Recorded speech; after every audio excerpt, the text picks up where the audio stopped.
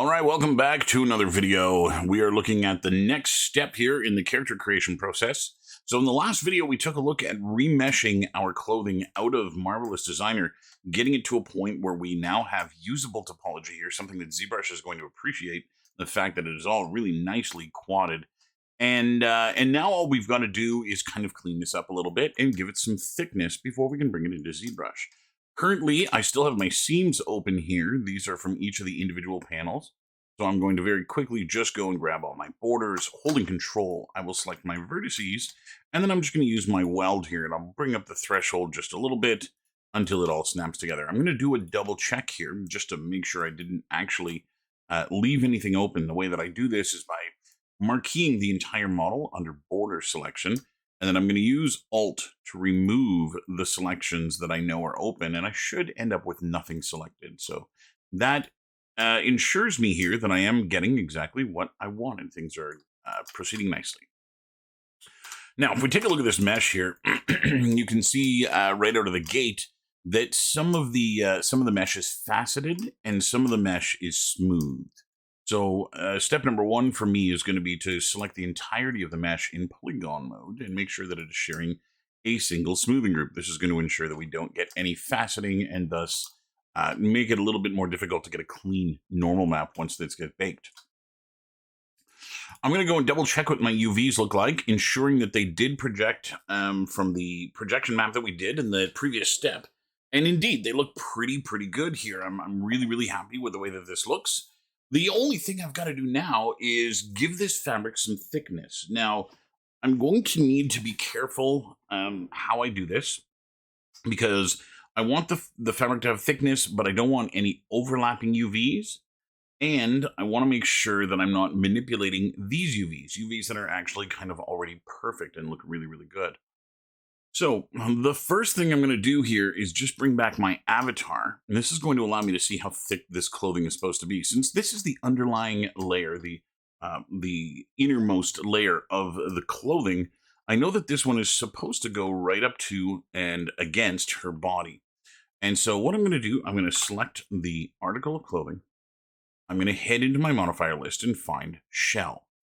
And shell is going to give this fabric some thickness. Now, the really nice thing about the shell modifier is that while it gives the fabric thickness, the UVs that make up the actual thickness, the polygons that make up the actual thickness, the UVs for them, they're kind of all squished and flattened into a single plane, which means we wouldn't be able to use that for a texture.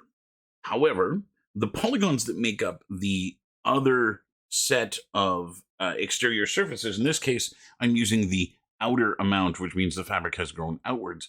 It means that I've now got double polygons, and those polygons lay on right on top of each other. This means that my inner surface and my outer surface have shared UVs, and those UVs are still perfect. So what I'm going to do, I'm going to remove the outer amount, and I'm going to increase the inner amount until this absolutely does line up with my character. So I want to avoid any really big gaps here where we can see too far down into the clothing. With that done, I'm going to convert this to an editable poly. And step number one, since I know these polygons don't have decent UVs, I'm going to go and delete them. So this is everything that makes up the border selection here. Now I'm going to go and just change the color of my avatar really quickly so that she doesn't look like the polygon selection color. So there. Simple push of the delete key, and I now have, if I isolate this, the inside and the outside. Okay, so that's step number one. What I need to do now is get these polygons off of each other. So using the inner polygons, these are the ones that I want to move, I'm going to go and select those, and I'm going to apply a UVW X-form. This is going to allow me to use the offset in U, and I'll just move them over 1 unit, and convert this to an editable poly. Now what that's done is it transformed the UVs, in this case taking the inner polygons and moving them over 1 unit. Now this in itself is actually a pretty useful thing, because right now these things could share a texture, and it wouldn't impede Substance Painter from doing a bake. Now it means we're not going to get accurate shadowing on the inner part of the clothing.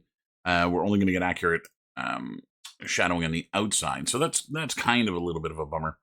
The other thing that I want to do here, though, is I'm going to have to rebuild the thickness that exists here.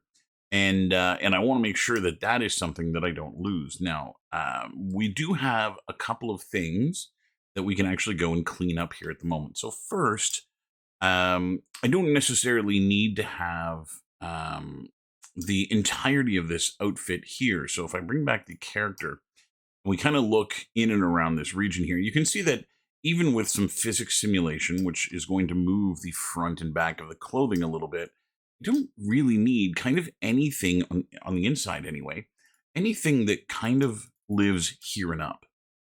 Right, that's going to be kind of right against her body and isn't really going to move. Actually, maybe even one more higher. I'm kind of looking at this on the internal side to see if I can see those polygons. See that red? Again, I kind of get a little hint of it here, but I think that's okay. And so what I'm going to do is I'm going to delete those and in turn delete the entire inner section around her pelvis. So what this is going to do is it's going to ensure that I end up with a really nice lower resolution mesh than I really need. And then I'm going to use Shift and Scale and then Collapse to close in the top of this mesh. Now this group of polygons here, I mean, I need the polygons for the thickness, but the internal stuff, that's just going to prevent whenever the character gets rigged and animated, if she were to move and kind of contort her body, and we don't have enough matching topology between whatever the top part of her clothing is going to be and the bottom part of her clothing, we could get to a point where you could see through the character through a gap here. And so having that closed off is going to fix that. I'm going to do the same here with the underside. I'm going to take this and just collapse it. And that's going to seal in the entirety of this outfit, with now the only exception being the thickness here. And I'm just going to use a bridge to put that back. So now I'm pleased with the polygons and whatnot that I've got going on here. If we go and look at what's going on in our UVs, it looks at first like things have gone off the rail, but in actuality, if I were to go and select just the polygons that stretch between the 0 and the 1 in U and Control D to detach them, I can actually just move these things up and they just represent that border. So if I were to do a planar projection here from Z, you can see that there's now that border. And so that makes it a little bit cleaner to go and adjust. I can also see where I've gone and collapsed into a triangle here on these polygons that it's kind of gone and worked out. The only exception here, I believe, is these ones, this vertex and this vertex. And that's because I can see that it's actually underneath some of these things. So I'm just going to go and move this up. We're going to turn off the snap here. And I'm just going to move it up until it's not affecting the polygons in the same way. I would like to make sure that I don't get any overlap here. Now, I could actually just break that piece off if I wanted as well. So that would be going in here and in here. And again, putting a planar projection here in Z to make that its own entity. It looks like I've missed one. You are there. Yeah, planar in Z. Again, we'll just move this over. And this too, if I were to go and just relax this a little bit, that too is going to be just fine. Again, we'll end up with polygons in here that don't share the same material, but you can see that it's a really difficult place to get to. And so I'm not going to worry too much about that. That leaves us with now going and reassembling or recombining the nodes that we have here into something that's going to make sense. Now, I do have a seam that runs all the way around the thickness here. And as it turns out, that's actually something really easy to get rid of. Let's go and start with these two panels here. I'm going to go and bring them over. And I'm going to grab these two panels here and bring them up and over. Now, I'm okay with moving things. I'm not okay with rotating, and I'm not okay with scaling. So I want to keep that in mind.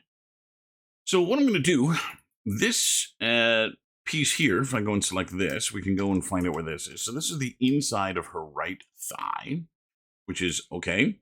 And then this is her right thigh. So this piece here actually is going to go in here. Now this curve and the bottom curve here, I'm going to flip this thing upside down.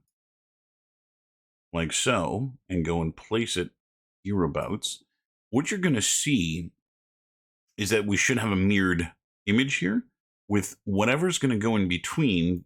That's going to be our bridged polygons, the ones that don't actually exist yet. I'm going to do that with both of these, go and place them like that. Okay, so we're going to come back to that in the next step. That is good enough as is. Next, I need to do the same thing with the top or the front and back here as well. So I've got the rear panels, the front panels, and the front panels. And again, I would like to stitch these together in a way that makes it so that our seam is near invisible and we don't really have to worry about it. Now this could be done in a couple of different ways. This here is only just the bottom of this. So I'm going to mirror these in left and right so that, again, we have the front on her right and we have the inside on her right. I may also go and grab this group of polygons here and we'll do a planar projection as well. Move this aside. We'll come back to those. So what I want to do now is I would like to make it, if I look at these two, let's get out of element mode. If I look at my polygons here, these two and these two, you can see that those are actually the polygons that are going to get welded together. Actually, it looks like not that one, this one, are going to get welded together. And so this, if I put it right here, that's where that weld is going to go. So that's what I'm going to do is go and place it here, lining up those corners into the right place. And then I'm going to do the same thing with these ones here. So I know that this one, go take a look at this. So this is the inner of the rear right, and this is the rear right. So this one, let's go back to element mode. This one is going to go here, and I'm going to mirror it. And again, line it up so that those polygons end up in the right place. And we'll take this one and mirror it and line it up so that they too match. And I'm actually looking here at the distance between these things. That's going to be the thickness that I go and add. So with all of those lined up now, the only thing that remains, pardon me, is to go and place seams in the correct areas of the thickness. So that's going to be there, and there.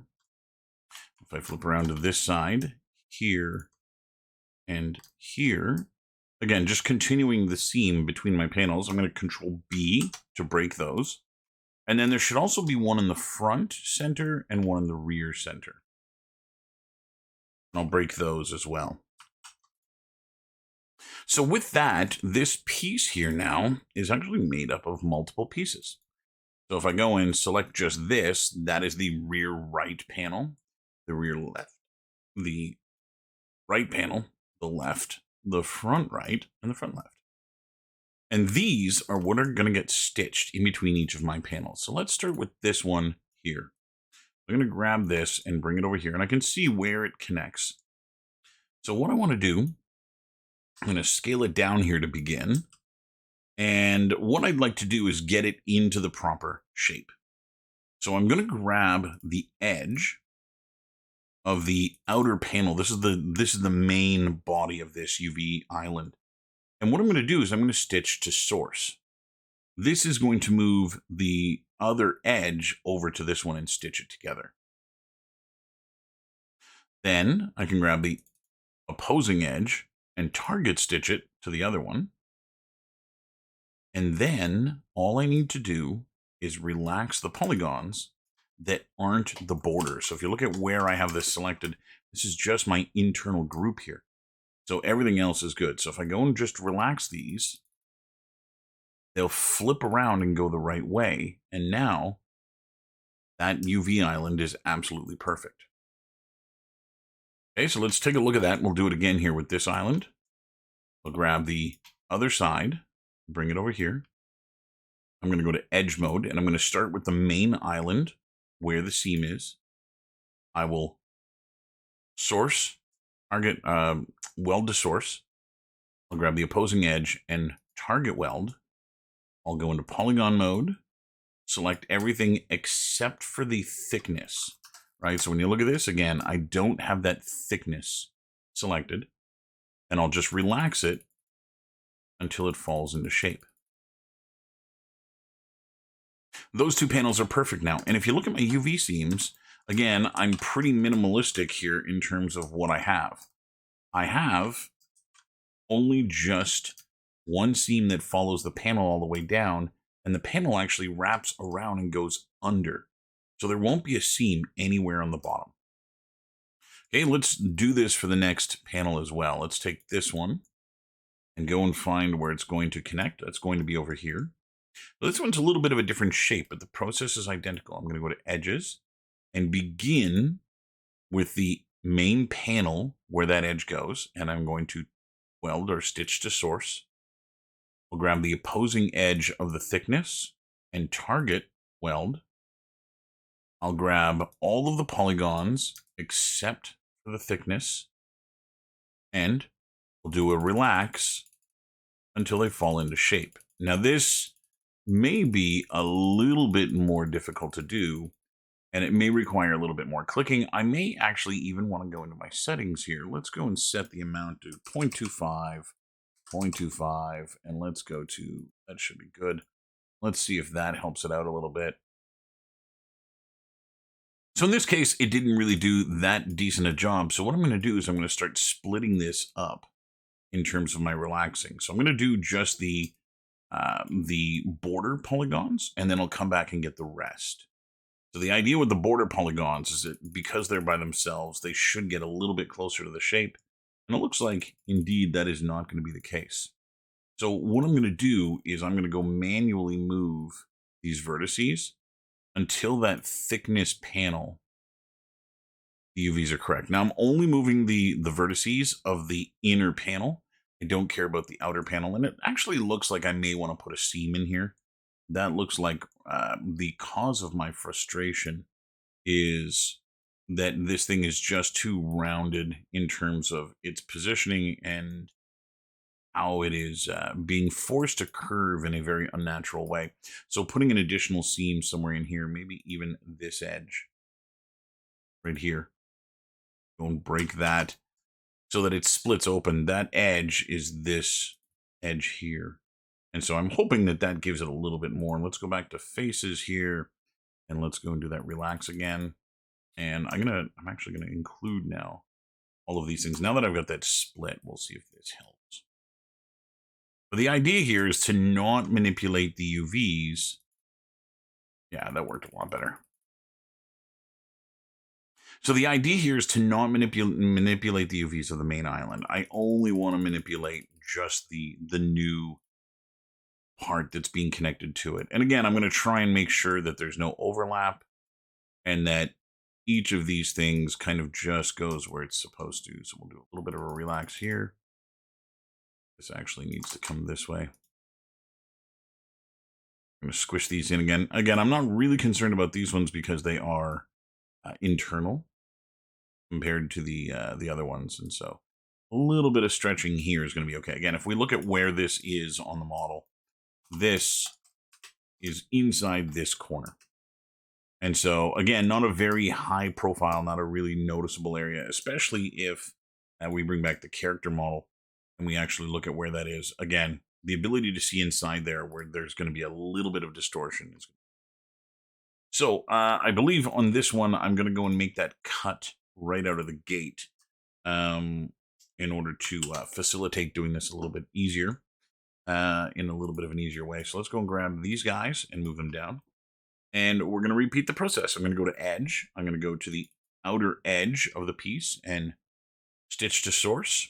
We'll go and grab the other side of this and target weld it. And now we can go and grab these polygons, again, excluding the border, and relax them. And this should actually get pretty mirror close to the other one. I mean, the polygons are identical here. They're just inverted. And so this should get us most of the way there. Again, there's going to be a little bit of an issue with the top corner. We'll try this again with the iterative relaxer and see if it doesn't get a little bit better. Once it's stopped moving, you kind of get the idea that it's not going to go any further. So we'll do the same thing here. I'm going to bring this down And trying to keep it fairly natural in terms of the split. This is going to come over here. This is going to come over here. And again, we'll just kind of relax this by hand a little bit here.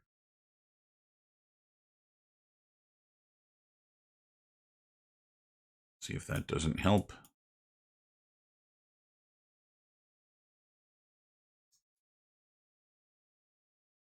Oh, there, something a little bit more like that. And again, we're getting that little bit of distortion here in an area where it's not all that important. It's kind of internal on the inside of the outfit. So there's that piece done. We're going to do the same thing now with the final piece here. And again, I know that I'm going to need to make a cut because of that curvature. So I'm going to go to edges here. I'm just going to find an edge like this one that suits that cut nicely. And I may actually want to bring it back a couple of edges here, just so it doesn't get too close to where the border is. And we'll break that. Okay, so let's see what we get here now. So I'm going to grab this edge. Doesn't even matter where the other piece is. And we'll stitch to source. There it is up there. We'll go and grab that and target weld. We'll go and take a look, and that has indeed gone and bridged the gap between these two panels. I'll go and grab the panel without the thickness and start the relaxing. And this worked a lot better than the rear panel did. Something like that. And then we're going to do the same thing here again. So I'm going to go here, grab this edge. We're going to go stitch to source. We'll go grab the other edge and target stitch. And then we can go and relax this as well. So having that iterative relax open is definitely going to make things a lot smoother and faster here instead of clicking like mad on the relax button. And so there. Those things are now all done. I'm going to go and do a pack here and make sure that it doesn't rotate anything. And we're in pretty good shape. Now, if you're going to do any kind of patterning or something that's going to go the distance here, this is going to become important. So this was something that a ways back I had discussed with my wife and her sisters. They were looking at Coach purses, this high-end luxury purse, and they were talking about knockoffs and how you could tell whether or not there was a knockoff. And the idea is that the way that things are stitched together when it is high quality tends to be an identifier as to whether or not something is real or not. And so if I were to show you this in an image here so that you can see this, so here are two purses from that manufacturer, Coach, and you can see that the real one, where the patterning in the fabric is, lines up exactly with the center of the purse. Wherever the seam is here, they've made very close attention to make sure that the pattern actually mirrors across the center. The fake ones, though, because that is a bigger waste of fabric, the fake ones, when they go and actually put this together, they try and use the fabric in a little bit more of an economic way. So they don't actually care about the pattern, but they care about how much waste of the fabric they get. And what you end up with is a pattern that doesn't mirror across center very well. So in the case of this character, where this waistcoat, which is supposed to be a pretty high-end luxury type item, that means that I have to kind of pay pretty close attention to how I sort my UVs. This is going to become really, really important once we get to the texturing, the texturing area here. So if I have a tiling texture that I apply to this material as is, you can see that with my center line, at least for these panels here, you can see that with my center line being all the way over here, what's going to happen is that these are not going to mirror together the right way. We're not going to end up with something that crosses that bridge exactly the way that it should. So I'm going to need to make sure that these things line up exactly the way that they're supposed to. In fact, I'm going to undo my initial packing here, since these are the only things that don't fit within the confines of my UV mapping. And then I'm going to go and place these things manually. Now I'm going to use a really cool trick here to make sure that I'm actually straddling the center of the world. So when you select an island like this, You can go down in the bottom corner of your UV editor and you can switch tools. And this is going to give you the U, V, and W position of these UVs. I don't care about the W position. It's 3D space, and this is a planar projection. So that number is going to essentially get ignored by absolutely everything. The other two numbers, though, relate to this point in the middle here, and they are the U position and V position of these panels. So if I were to place these panels really close together, we should get a mirrored, and you can see that I'm a little bit off in terms of where that pivot is. That means that the relaxing I did on this side didn't relax as much as this one. So it's a little bit wider. I'm going to go and just see if I can't, again, bring that in just enough. I need these things to be as mirrored as possible. So I'm going to go in and just relax this again.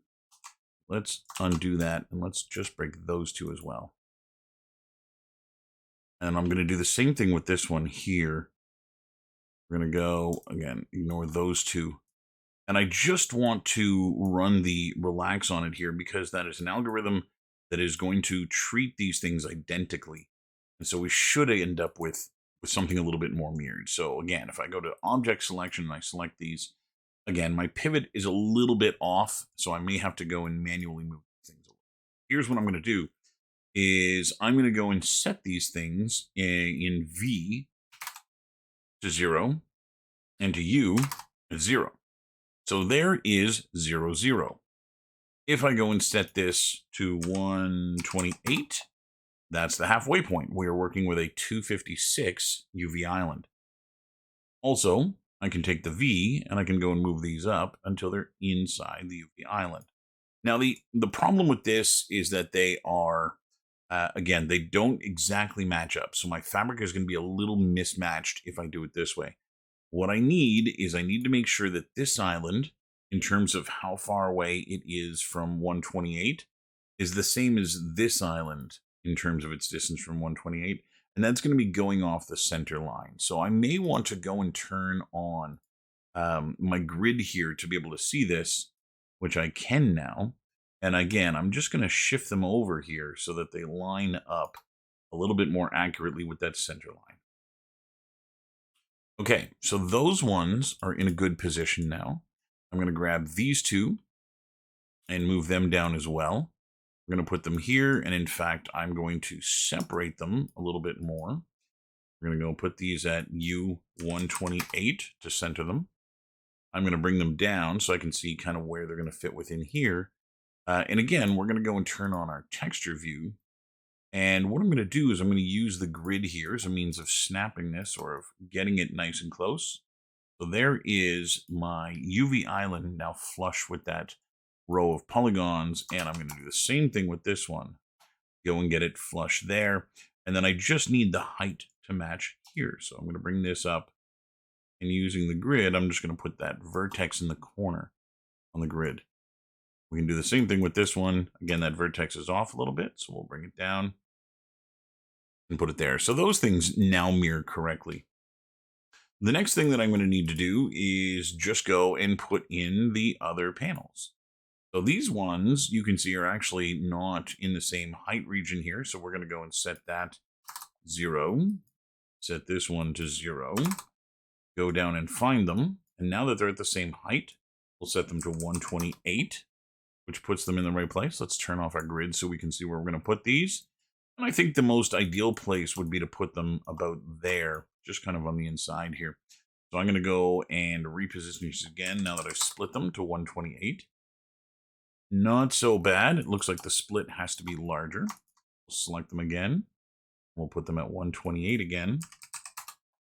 It's going to work a little bit better if I go and bring these up into here. We're kind of now filling that void a little bit more. So I still have some room for other articles of clothing to fit here.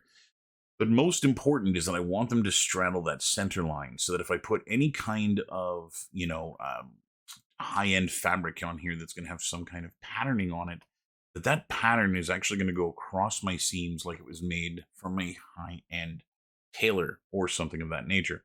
And so like that, just about everything's good. The only other thing that I'm looking at here that I can see is that it did compress the thickness here on one of these things. I'm just looking at the thickness border that goes here. And I can see that that thickness, which should be uniform all the way around, is compressing here a little bit and extending here a little bit. And it looks like this one has actually even gotten worse, where it's gone and actually runs all the way thin here. So I'm just going to go and move these. Again, I want to move the bottom one, not the top one, because the top one is the outer surface. So it's the one I don't want to manipulate. And so I'm just going to go give these a little bit of thickness here, where that is going to help correct it. And it probably makes sense to also do the same thing with this here. Make sure that the thickness stays a little bit more uniform through there. Again, I don't need to be crazy accurate with this because it's in a place that's not really going to be seen in very thin looking polygons. But just to ensure that it looks really good. So now I can convert this to an editable poly. And with that, we should be done all of our 3ds Max work. The only thing that remains is, just because we did some shelling and we did some bridging, our smoothing groups have been broken. So I'm going to go and clear this and put them all on smoothing group number 1.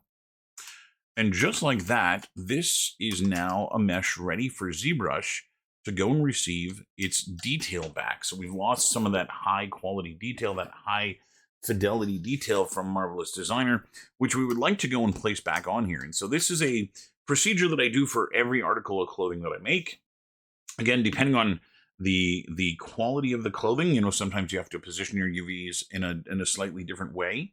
But that's what's going to work here for this. And so in the next video, I'm going to be bringing this panel here. I'm going to be bringing this into ZBrush. We're going to be then capturing the details from Marvelous Designer so that we can continue to work on this in a way that is going to give us all of that beautiful information. And so, yes, we will see you in the next video. Until then, take care.